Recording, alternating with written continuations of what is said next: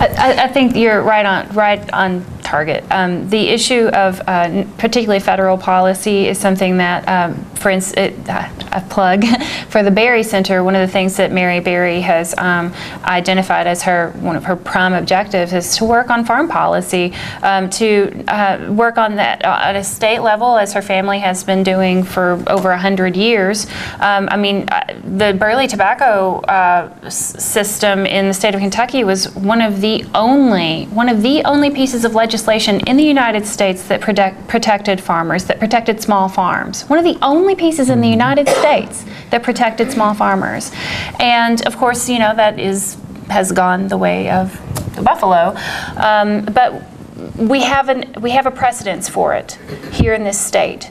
And we have people who are open and have worked within that system, and so reestablishing those kinds of parameters at a state level are absolutely essential. And passing a farm bill that actually makes sense for small farmers, a federal farm bill that actually makes sense for small farmers. There's we have these kinds of the ebb and flow of interest in local foods and in sustainable foods. We're on the upswing right now. And if, from my perspective and the potential of the program that we're developing at St. Catherine is that, to put people out into the community, graduate students who really have their eye on that sort of work. It's absolutely essential that people are, going into the systems of government, going into the systems of the economy, going into insurance, going into finance, going into community leadership, going into these kinds of positions that they're not just ready to reinforce the status quo, that they're ready to know what the status quo is and to figure out how to work around it, how to work it towards something that's more equitable. We're talking about equality here, a basic fundamental principle of how we see ourselves as Americans is that we are equality-based, we are freedom-based, and yet our system, of course, I'm preaching to the choir, I know, but we've set up a system that really benefits the few and makes it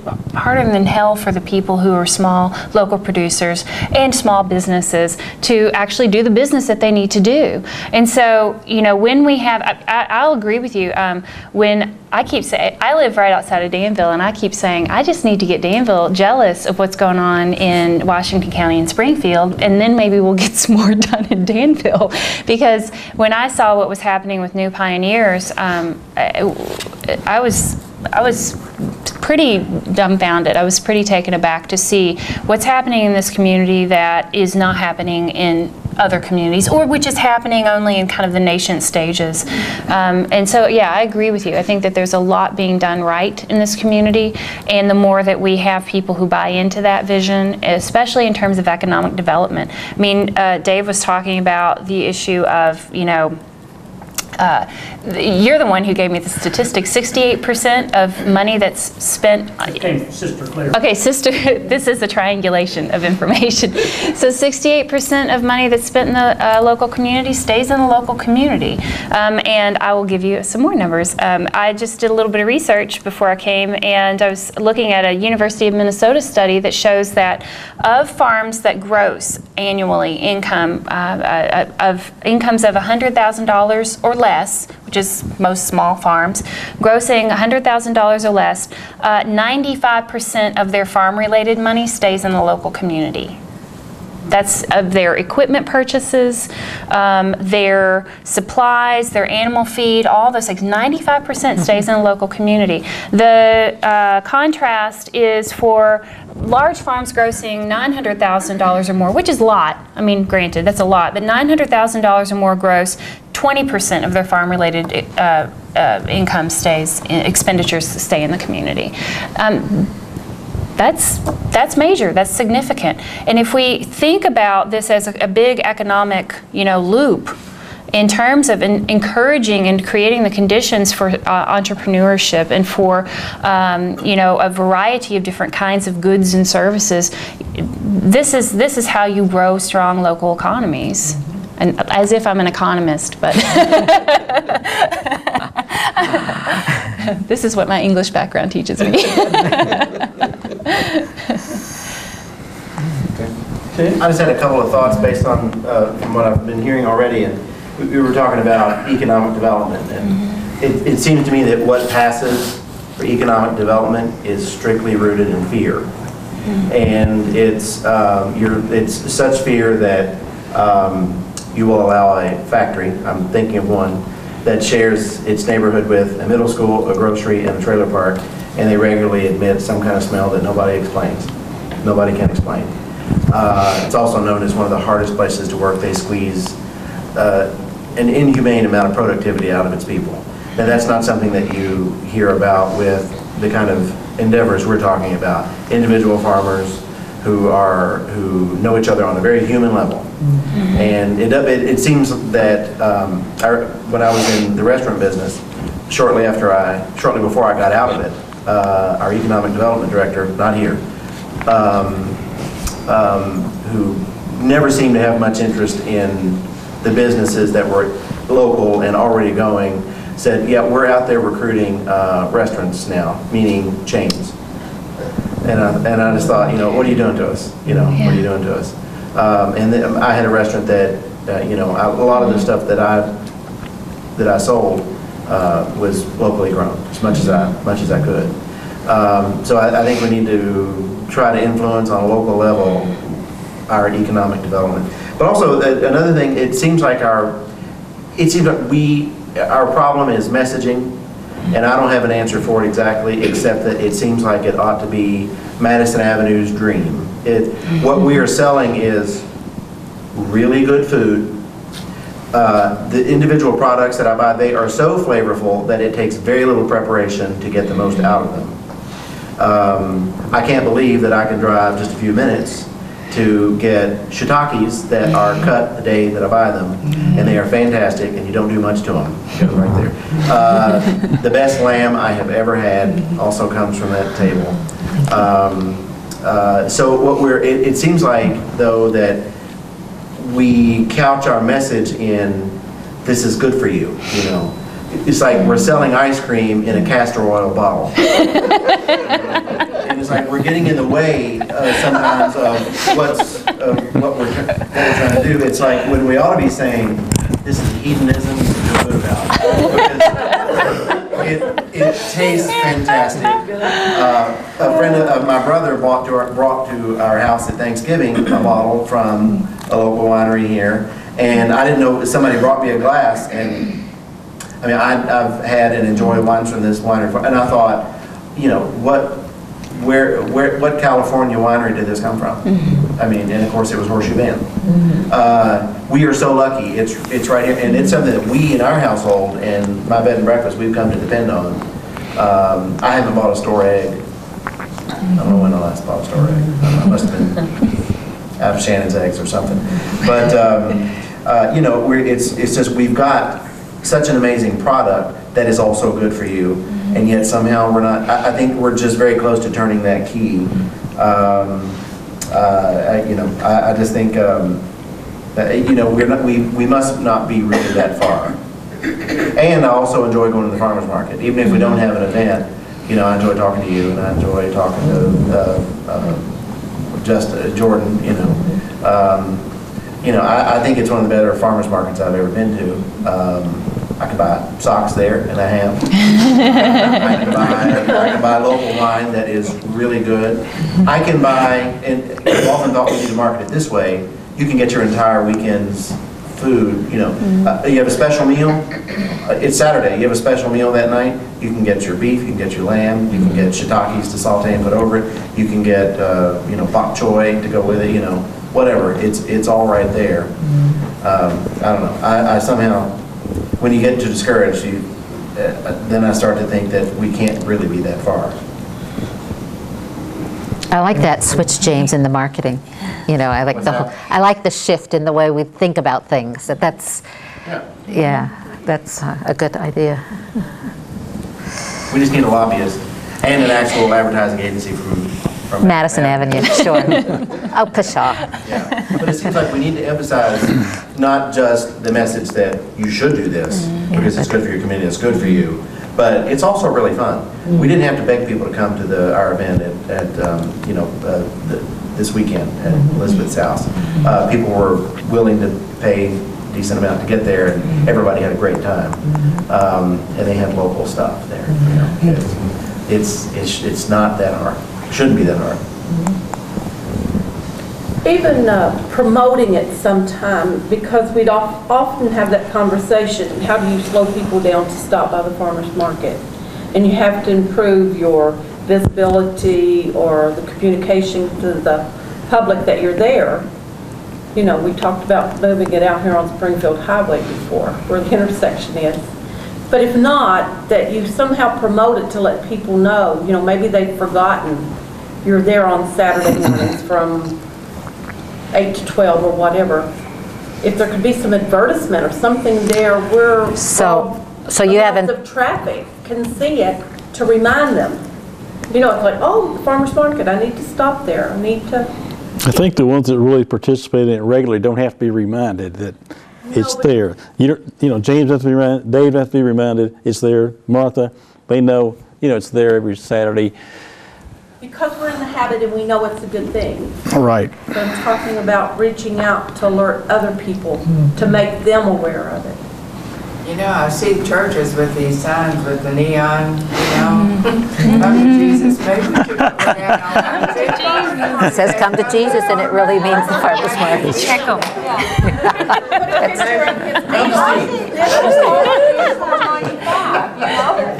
We're special today. Steve Squash. My niece said, Jesus wants you to come to the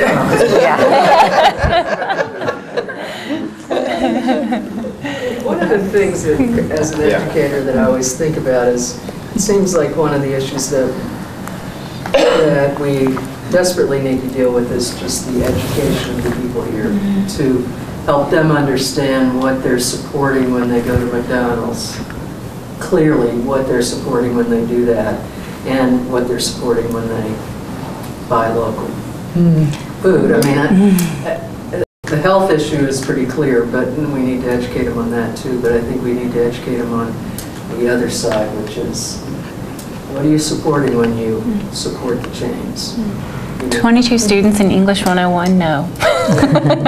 students in education know now too. But you know, I'm thinking again about selling to local schools, but in the dead of winter, we have a bit of an issue with fresh produce, and I think it's going to take some far-reaching Canning. well, yeah, I guess they would buy canning, but the real fresh foods that we would like to provide, I think are going to require some long-range planning, and we're not doing that. People think of the farmer's market as very seasonal, and you know, you can buy your meat and eggs year-round. But the other things, I think, are holding us back. So maybe we need to think about hothouses or some other way of producing local fruits and vegetables that will maintain through the wintertime. Yeah, I just read about a farmer in Maine who's doing 4-season production on an acre and a half, and he grossed $100,000 for years running. And yeah, you're right. I mean, it's thinking about what are the technologies, and I use technologies very loosely. I mean that in terms of low-powered kinds of technologies, older technologies, as well as some of the most innovative designs that are using kind of, you know, Luddite type combinations with you know, things that are very high tech. To, you know, to think about that sort of thing. I know. The Hurley family out on Thurman Lane, they are able to produce using hothouse up through January. I mean, there are ways that people are doing it. We just have to make sure that people know what is available and make sure that they have access to the funding to be able to do those things. That's absolutely essential, because you can know all you want, but until you can implement it, it's just pipe dreams. So. But the Hurleys were able to build that, and Through it's a huge high-tunnel greenhouse. High tunnel, right, a high tunnel. Through a grant through Joey Carpenter. And he came to my office kind of begging me for names of people who might be interested in taking advantage of this grant. You had to pay a portion, but I think at least 6,000 of it was Yeah. paid for through the grant. So, I mean, options are there, but we're talking about culture. I've had a lot of conversations with conventional farmers or people who know conventional farmers well, and they don't want to make the switch to locally grown food. They want to do their corn and their beans because that's what they're used to, and they know they're going to get paid at a certain time and they're going to get paid a certain amount. Now, that the bottom could fall out of corn any minute, and maybe they won't make nearly as much as they did last summer. But there's a cultural shift that needs to be made by the people in this county who know how to grow food. And if they could realize that, yeah, you can make $100,000 a year on vegetables, you have to be smart about it, but you have to be smart about any kind of farming, then maybe we could begin to make the shift. If we could produce enough, we don't have to supply the schools for all their food all year round. If we had enough watermelons, apples, sweet corn, you know, a few things that could provide some of the menu in the schools, the kids would at least have the opportunity of tasting fresh local food, and the farmer would make a good bit of money because of the volume. So you know, how to get the word out there that money can be made in this way. Leah, it just occurred to me, if when the berries thing gets off the ground, this requires a lot of hands and labor inside homes. It's a lot of work. But you're going to have your interns. That's right. Would be perfect. And we're going to... Yeah, we'd already talked about that. Yeah, service learning.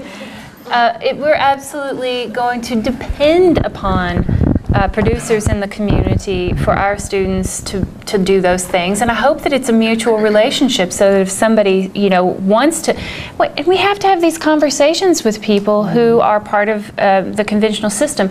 Studies show that farmers, even who are producing conventionally, are very interested in sustainability, and in fact many farmers make lots of different, I mean, here we have one, right? I wanted to build one time, but I didn't have the labor to do it. And that's one of the things that we need to have partnerships between the college and the community, and not just the college. I mean, this is one starting point, but for people to see that students coming up through the system, we have great FFA programs in every high school in every county in Kentucky and most counties throughout the nation. Great systems in place, and really capitalizing on that, investing in them, you know, encouraging students to see that there's a viability in that kinds of partnership. You know, yeah, absolutely. I'm going to count on people like you. That's when you see the local food movement grow too. When you get local, when you get it off the ground. It's going to take time. It'll be slow. I don't know when it'll happen. I think it'll happen. But, patience, yeah. But people are going to have to re-educate themselves from McDonald's and so forth, and when they do, they'll be looking at us. I feel there's an area where we need to improve on, and that is getting the buyer and the seller communicating back and forth, because you can have all the best produce, as we were hearing up there. And there's probably people in Washington County that might not be able to make it down on a Saturday, but if they know that you have a bushel of tomatoes, and with today's savviness of just getting on the internet, I really feel that Washington County, if it's a grant, what have you, should invest into a software program which connects the buyer to the seller, and so that whoever wants to go online, say, I have some fish for sale. Well, you're having a birthday party and you want to have 5 pounds of fish, or what have you. Very simple system, doesn't cost that much to develop a software package, and it can be managed by the buyer and the seller, because or it's actually the seller, because they can add whatever they want to the site. I've seen things like that before. It's kind of like eBay for produce. There's something called, I've seen it before, it's called marketmakerky.com. Yeah. Which I thought it was a strange name anyway, but something, you know, and it would tell me how I could get lamb in Trimble County or something. It doesn't tell you the availability today, but it just tells you what is available, where it is. So That's right. That's But part if of the it's something Kentucky you're doing Proud. something- But I've seen something This- like what there- he's talking about. I've Yes, gone keep to it simple, make it communities interactive and updated. I've been in communities in North Carolina that's Yeah. been very successful. That's where, I think we should investigate that in Washington County where it can extend into Boyle County, Danville, all the way into Marion County, Nelson County. Those, I think it could do us quite well. I don't know how many family-owned restaurants are within that radius, but I'm sure there's probably about 100 of them. Probably count them, if that. And I think that you'd be surprised how even right now someone might have lettuce or have jams or what have you in our community. So I feel that that's one thing. Another thing is we need to do a better job, I think, honking our horn and educating and celebrating our successes. Okay, we go to these meetings, we talk about certain things, and I know we're constantly trying to do this, but we just need to figure out another way to, when we have something that comes up and someone does good, we need to make sure it is broadcast right across all 4 counties, and make sure people know about it, because that excitement will grow more positive excitement throughout the rest of the county. I really think you got to have like we were saying, have a positive message. You can tell people all, you can try to teach them, and you can kind of, sound, you can come off stern, and you can say, well, look, you don't want McDonald's doing this to you, do you? But you give them a positive, this is why you should be doing this. And I think you'll have more. And I add one more point to that. If we can find one young grower, say 14, 15 years old, and really support that one grower in some way or form to write a story behind, but if this one little grower produces $20,000 a year and he's 15 years old on his parents' backyard, I can tell you right now that would be a great success story. And I can tell you what you do, you just planted probably another 200 seeds, because every other kid is going to want to tear up their parents' lawn. And once that starts happening, that's where it's all. and they're doing it too. They're doing it. And I'm just continually impressed by what's happening in FFA and 4-H and some of these entrepreneurs who are like 15 years old and they have budgets and. Well, that's awesome. That's incredible. I'm jealous that I was not that savvy. Sean, to reiterate on your topic there, the software to do that is available right now, and we've already been discussing that with a gentleman from Texas who has that software developed right now, where you can interact with the grower. You know what the grower is producing. You can order it right off online. Rather than us bringing everything we have to farmers market, we bring 100 pounds of tomatoes. Well, you want 50 pounds of lettuce. Okay, I don't have the lettuce today, but I brought all the tomatoes. So this way you can go online, you see what we have, you can order what you want, you simply come to farmers market, here's it all bagged up for you, pick it up, take off with it. You don't have to come and shop when you're there. You got 3 or 4 days to do this. You can go online, find what the grower's going to have that week, pick out what you want, get set there available for you. So not only that, but the restaurants are starting. Yeah, anybody can do it, but it's be available where you know what we have coming along every week. You can pick out what you want, what you're going to need, and you can come to farmers market in 5 minutes, pick up your bag, and it's pay for it and it's gone. So You've got a lot of smart people who could develop that here, and you wouldn't send your money to Texas. well, that's true, but that's true, but this is a pretty unique. I mean, I've read a lot about it, and it's pretty interesting what he has, and it's very reasonable. But we do have really good programs. Oh, sure, yeah. But I just want to let you know that is available. It's out there, and we've already been we've been looking into it. So I think that would help a lot. We just have a couple more minutes. Is there anybody who hasn't spoken yet who'd like to chime in? I'd just like to mention one thing, Claire, and well, actually 2 things that have been stated here that might be a really good marketing tool. And that's something, James talked about how delicious this food is. I think we really need to capitalize on this and make people aware that it's just much better than what you buy at most markets. And secondly, you know, I think there's a lot of young parents that are very conscientious about what their kids eat. You know, they know the problem we have with obesity. They know the problem we have with diabetes. And, you know, I think we need to get to those young parents in this area, you know, and make them aware of the kind of foods we have locally and how much better that is for their kids. So I just think there are two things that we need to stress. And I must say, I think for younger people, local food is scary because it's not prepared. You know, it's not like you're going to the grocery and picking up something that you bring home and put in a microwave.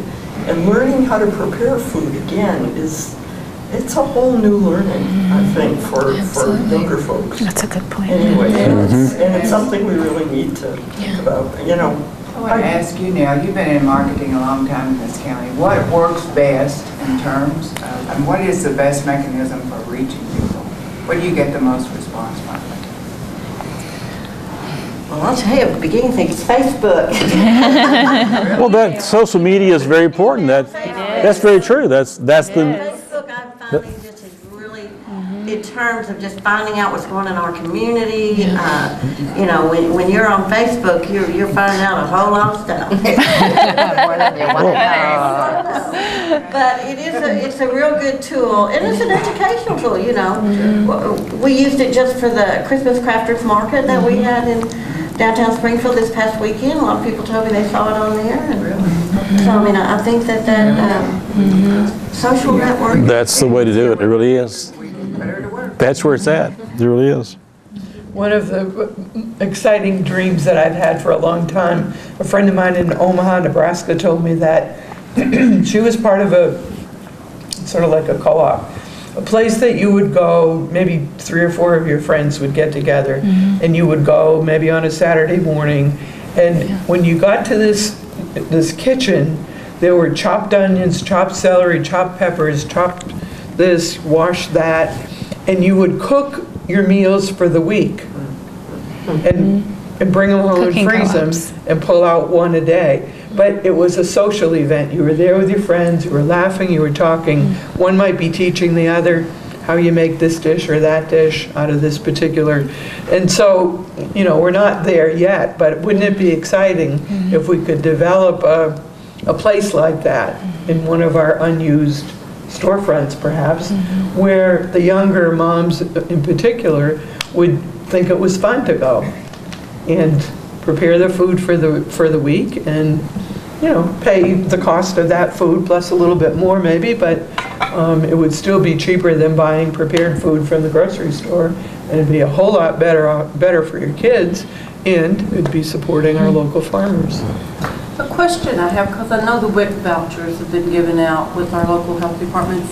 Are they utilized a lot with the farmers market? We don't accept the WIC vouchers, have not in the past, but we've talked about that for next year. We haven't qualified for WIC yet. We've had our name in for years, and we haven't quite made it onto their list. So the senior coupon was the first, you know, it's a similar thing. And we don't have an official count yet back on how many were used. We gave out 700 $4 coupons, and we can account for 450 or 500 of them, but we don't know if the rest of them came in or not.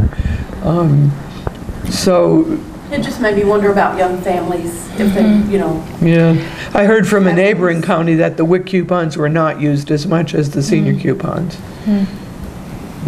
Which that bothers you when you know that many young people. Oh yeah. Good, healthy food. But you know, has anybody asked the simple question, when do families shop for their groceries? Because I think it's on their way home from work on a weekday. I'm just not sure that families with young kids are geared for a Saturday morning early thing. They're not. And I think you've got 75 people who are cool with Saturday morning, but what about all these people who just run in and out on the way home and pick up the groceries where they can get them? So maybe an afternoon. Well, we do have Wednesday afternoon.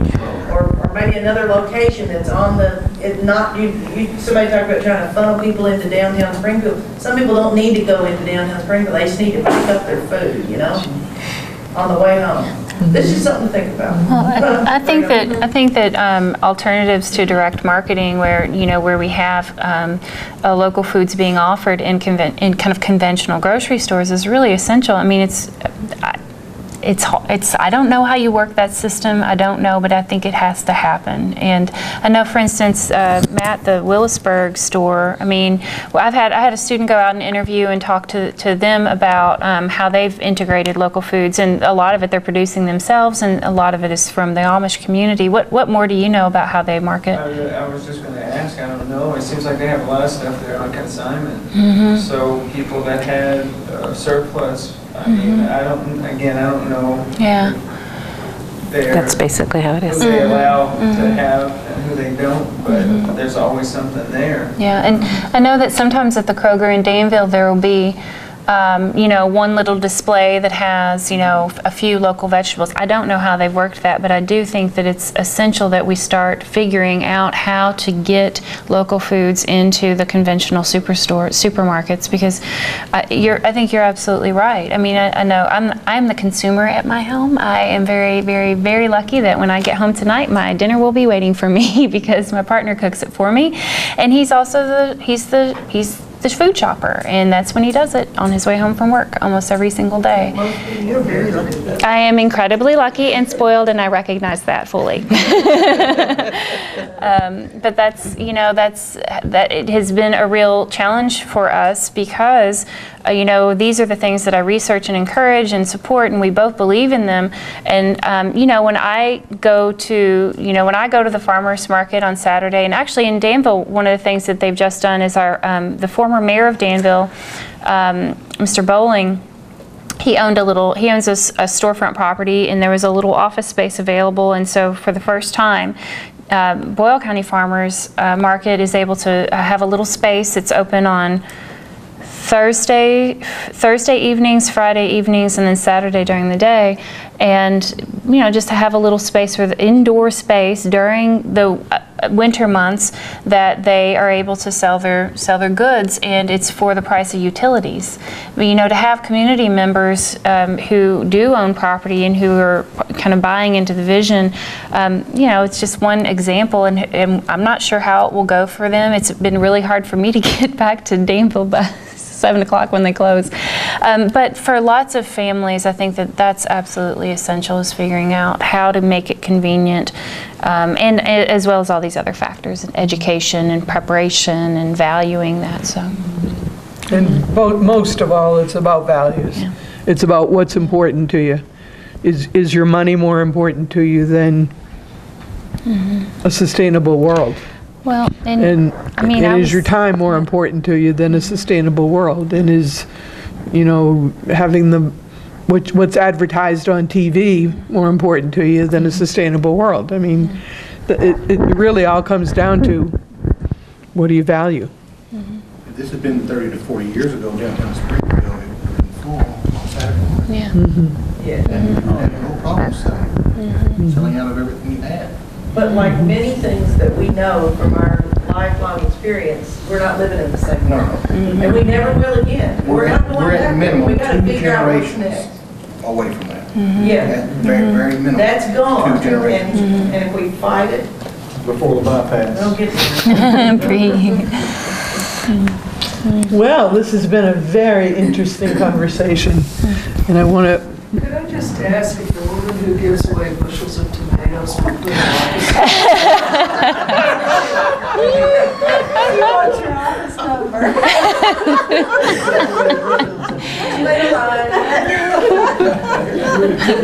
Well played, Nancy. We